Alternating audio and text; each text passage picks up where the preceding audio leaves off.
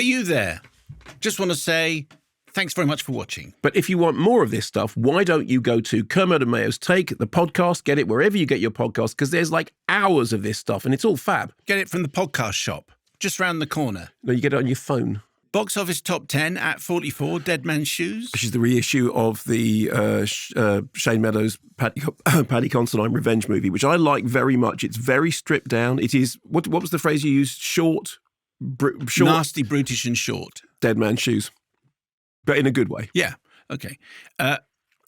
Speaking of shoes, Boland's Shoes at 37. I mean, Tim Spall was on the show last week. Tim Spall was, and I think he's a great guest, and I think his performance is very good. In fact, I think the performances are good. My problem is there is so much going on in Boland's Shoes that it doesn't work as a narrative drama. They needed to take one of those stories, not many of them. Incidentally, there's another Mark Bolan movie out this week because we are around the point of the 45th anniversary of Mark Bolan's death, which seems to me to be an odd... And I'm thinking, are they doing a lot of stuff because 45 as in 45 RPM? What's the significance of the 45th anniversary? It feels like a bit of a weak hook, I would... It does a little bit, doesn't it? Anyway. Boland's Shoes at 37. Brother is at 33. Which I really liked. Great performances, really well directed. Terrific story of two brothers and their mother. And as I said, could easily have been called Mother. Well worth checking out. Julia Coulton says, Brother is the best film I've seen this year. Good. Okay. Brilliant acting and powerful story, lovely time shifts, which added to rather than confused the story of family bonds with love and pain in equal measure. All three leads were tremendous. Yes. Number 27, The Nettle Dress. Every now and then you get a documentary which it is possible to say, if you see this, you will feel better about the world. It is to do with somebody dealing with grief by spending many years making a dress from nettles, using nettles to make thread and then weaving the dress, all as a kind of ritual way of dealing with grief and turning something that is stinging and painful into something which is protective. And it's a lovely documentary. And I think it will, if you're feeling down or you're feeling that life is a bit hopeless, this is a really uplifting film. Okay, which is good to know. So we talked last week about Batman Day. So Joker is at 24, Batman is at 22, and Dark Knight is at 12. I mean, great to see Dark Knight back in the cinemas. Joker, I still think most notable for Hilda Gudnadottir's score. And have you seen Tim Burton's Batman recently? No, not recently, just when it came. Yeah, I haven't watched it for a long time. I remember when it first came out, I was crushingly disappointed because it wasn't dark enough. And then, of course, Dark Knight came out and it was. But I would like to go back and revisit it because I saw a clip of Jack Nicholson in it doing that thing about, when he's walking through the art gallery and he goes, clap, clap, clap, clap, clap. Now this I like. And I thought that was funny. Number 10, Teenage Mutant Ninja Turtles, Mutant Mayhem. Done very well for itself and now I think generally regarded as the best of the Teenage Mutant Ninja Turtles films in all their various live action, animated, whatever forms. Number 9, Sound of Freedom. Number 8, My Big Fat Greek Wedding 3. Well, it's still in the charts in its second week, and it is not funny, which is a shame, although not a surprise considering Big Fat Greek Wedding 2 felt like it was already spreading all the ideas very, very thin. I wish it had been funnier because I wish that, I think the idea of somebody doing a one-woman show that then becomes a hit movie produced by Tom Hanks is good, but this really felt like scraping the barrel.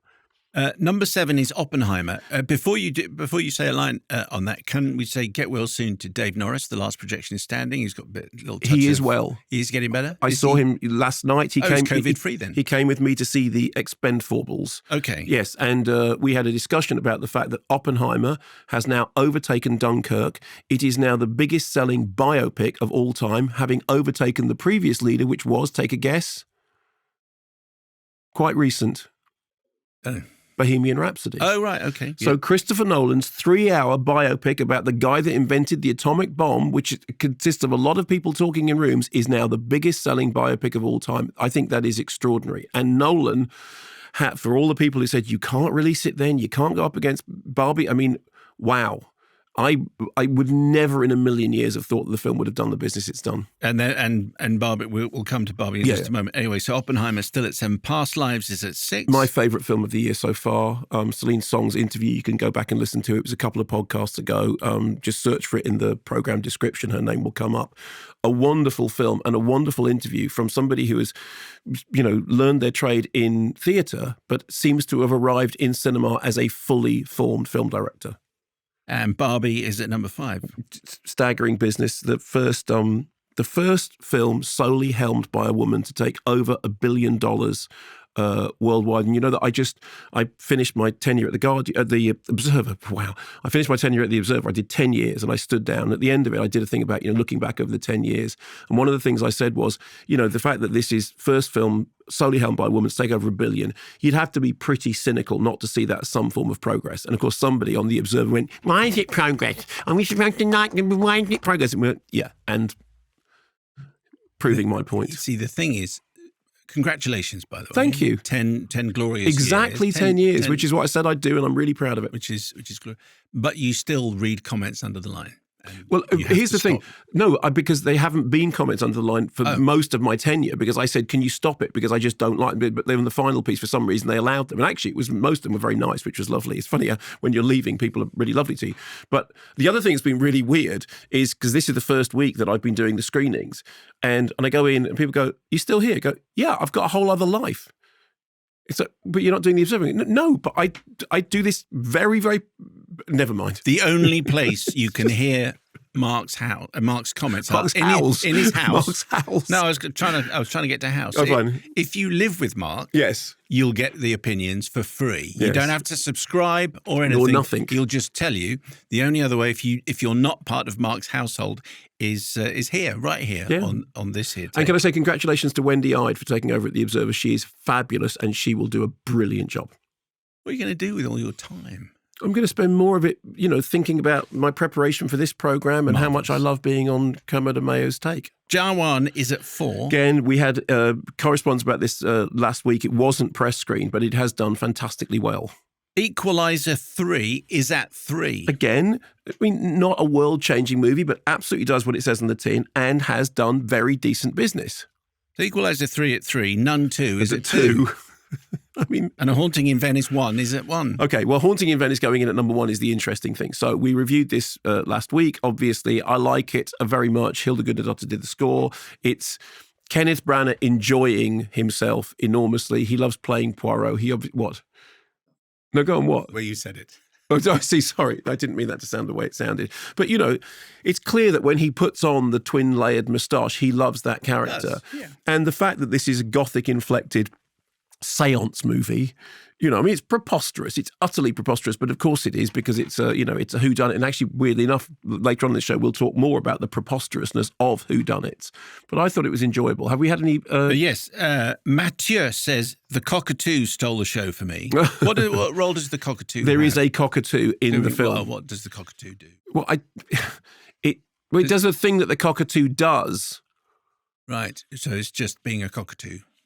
Yeah. I'm sorry, because that. Yes, I know you can't dwell too much on this. Yes. Because other things occur.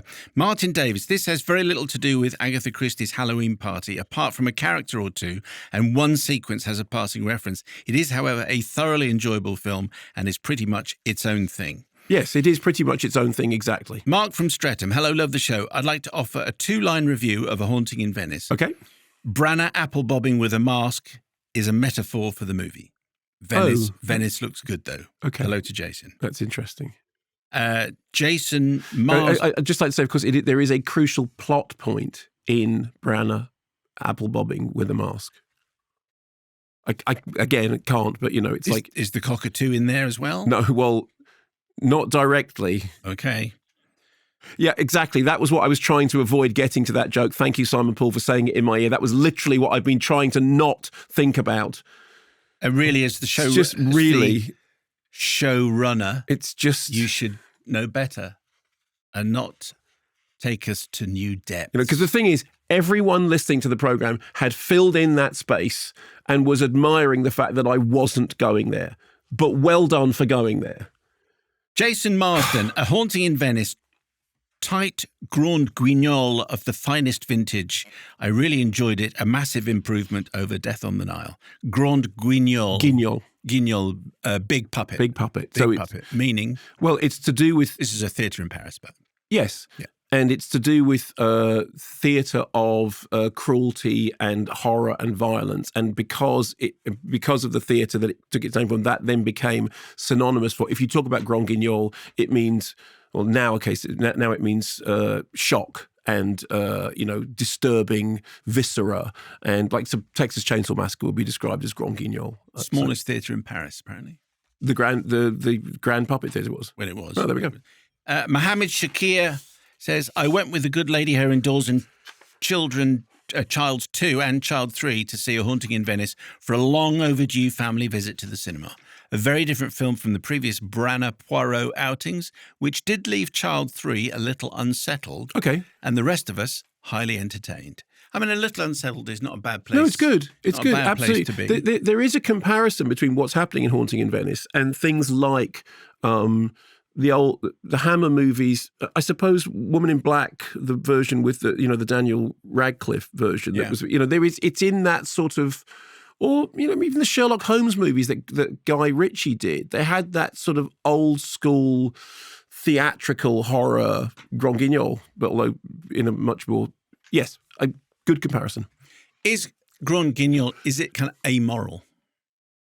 Because that was a word that I saw attached to it, and I was thinking, I'm not quite sure what that. Well, I think because it's carnival of excess, it's yes, amoral as opposed to immoral in that they're not morality tales. It's to do with the performance. I mean, like Blood Feast, for example, would probably be the ne plus ultra of Grand Guignol on film. That's a very Observer line. Is it?